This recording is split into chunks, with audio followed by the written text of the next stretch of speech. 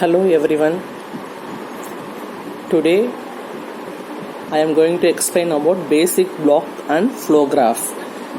In an intermediate code generation, some set of instructions code will be generated.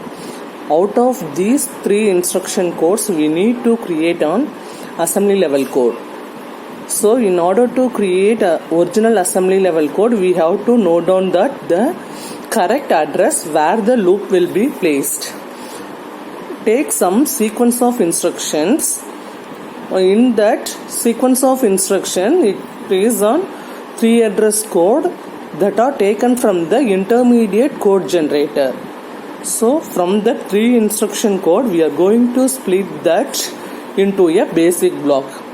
So basic block is where you have some set of instruction and it will be a single entry and single exit. That means all the code's instruction in the code should be executed sequentially without any loop. For example, there are some set of instructions. Out of these instructions,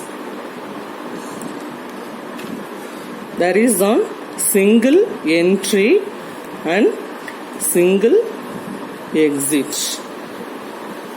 So out of this sequence of instructions, these instructions are executed sequentially without any loop. So this is the one basic block. So before constructing a basic block, we have to find out the leader for that instructions. So first we have to find out what is the leader. What is meant by leader? Leader is one instruction in a basic block. In this block, the first instruction is always a leader. So here, there are some steps or algorithms to find out the leader.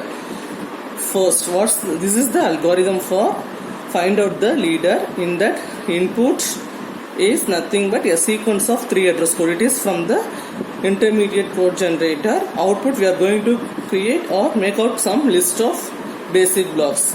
These are the three steps to or three methods to find out the leader in a set of instructions. That is three address code. First step is first instruction in the three address code. It is always a leader. Already I told here the first instruction is the leader. Other than that, what are all the leaders? That are all comes under the remaining two steps. In the second step, any instruction that is the target of conditional or unconditional jump. In this example, there are some set of instruction. Three address code is here. So these are all the three address code. These are all some set of instructions. Out of these instructions, first instruction is always the leader. It is based on the steps. So in this method, the first step, first instruction is a three address code. So first instruction is a leader here. In this second step, any instruction that is target of conditional or unconditional jump. Here there are some jumps are there. That is the loops are there. In the 9th, 11th and 17th statements or instructions, there are some go-to statements. So out of these go-to statements, it may be a conditional or unconditional jump. We know not to bother about that one. Just if there is any jump, the target of that jump. For example, in the 9th instruction, go to 3. So the target is here. It goes to the statement number 3. Here, this is the statement number 3. 3 is always a leader. Similarly, in the 11th statement, it goes to the statement number 2. So here the target statement is 2. 2 is again a leader. In the 17th statement, here it goes to the statement number 13. So the target statement is 13 here. 13 is again a leader.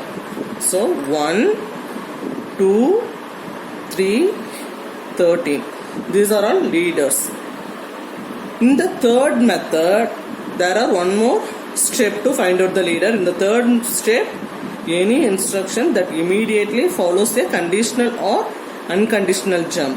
That means here these are all the statements. It contains some jumps here that immediately follows on conditional or unconditional jump. So next immediate instruction. After this instruction, next immediate instruction is 10. So 10 is a leader. Here for the one more jump statement is in 11th. The next immediate instruction is 12.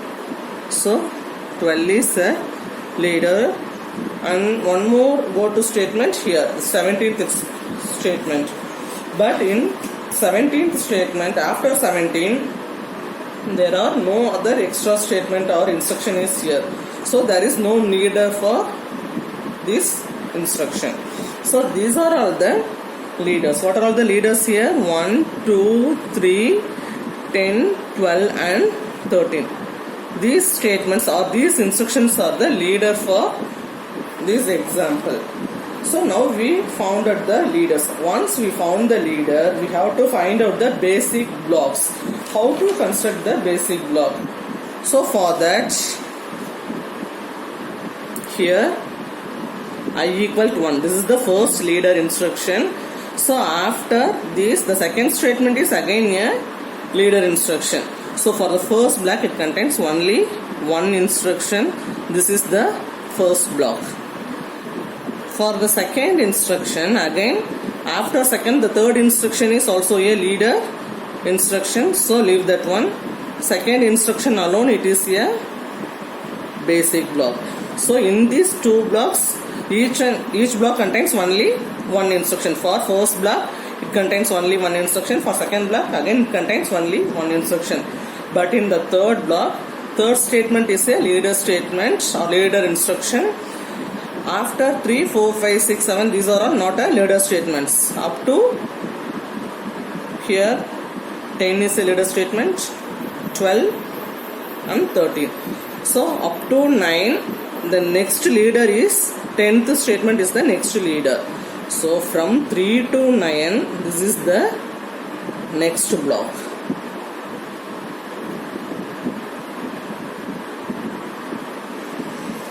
This is the third block.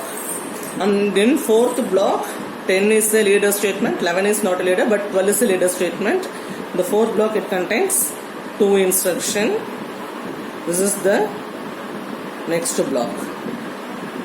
And then next instruction 12, this is a leader statement, but here 13 is again a leader statement. So in the fourth block, it contains only one instruction. The next instruction 13 is a leader statement.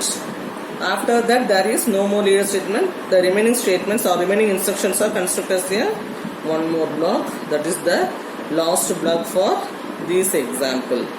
So here there are 1, 2, 3, 4, 5, 6 basic blocks are here for this example. Totally we have 6 basic blocks here. So first these are all the leader statements. From this leader statement, now we construct the basic block for these 3 address code. Next, once we found the basic block, we have to form the flow graph. Flow graph is nothing but there is a flow from one block to next block without any loop structure. So here already we know in the sequence of instruction there is a flow from, the flow is actually sequentially. That is the thing here. All the instructions should be executed sequentially without any loop. That is the basic block. So similarly here, after finding the basic blocks, we have to find the flow graph for the basic blocks. The condition flow from each and every block. So the flow is sequentially first here. First there is on entry, that is the first flow. It enters into the first block, that is B1, and from B1 sequentially it is executed. So it enters into the block B2, from B2 it enters into the block B3, from B3 it enters into B4, and after B4 it enters into the block B5, and B5 after it enters into the block B6. After that there are no more blocks, so it enters into the exit state here. So this is only For basic blocks, now we construct the flow graph without any loop. But in our example, there are some loop structures are there. For that, you have to construct a loop for these flow graphs. So for the first instruction, there is no loop. So it is a single instruction. Similarly, for second block, there is no more instruction, only one instruction. There is no loop structure, conditional or unconditional loop here. But in third block, there is a loop statement. It goes to the statement number 3 here. So here it go to the statement number 3. The statement number 3 is available in the same block, that is block number 3. So there is a loop made between B3 itself. So this is the first loop in the flow graph. So next, for B4 again there is a loop structure. In that loop structure, B4 it goes to the statement 2, but the statement 2 is available in the block number 2. So from B4 to B2 there is a loop. So this is our B4 block. From B4 to B2 there is a loop. For B5 there is no conditional or unconditional jump. For B6 again there is a loop. For B6 it goes to the statement number 13, but 13 is available in the same block, that is B6 itself. So here again it enters into the same block, that is a loop. So in this example there are 3 loops are there. One is B3. In B3 it enters into the same block itself. Similarly for B6 again it enters into the same loop itself, same block itself. But in B4, from B4 it goes to the block B2. From B2 it enters into the block B3. Again B3 it enters into the block B4. That is, it is like a cycle. So this is the loop here. Here the loop of 3 loops. One is B3, B3 to B3. Next one is B6, B6 to B6. There is one more loop. And the last one is B4 to B2, B2 to B3, again B3 to B4. This is the next loop here. Thank you.